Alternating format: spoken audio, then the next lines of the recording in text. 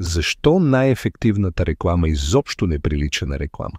Например, компанията Lego похарчи $60 милиона за създаване на анимационен филм. Никакви призиви за покупка, просто история на въображението.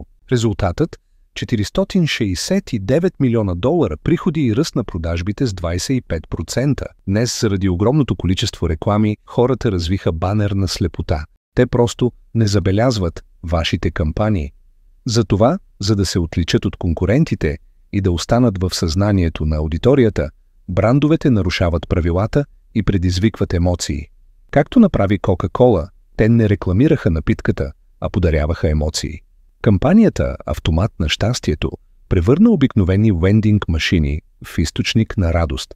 При покупка на кола хората получаваха цветя, пица, играчки и други малки изненади директно от машината.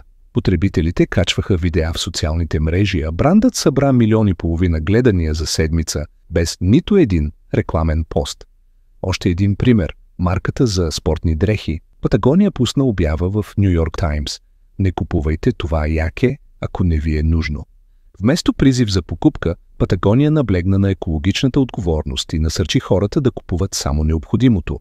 Продажбите нараснаха с 30% за година, а имиджът на марката се затвърди като лидер в сектора на съзнателното потребление.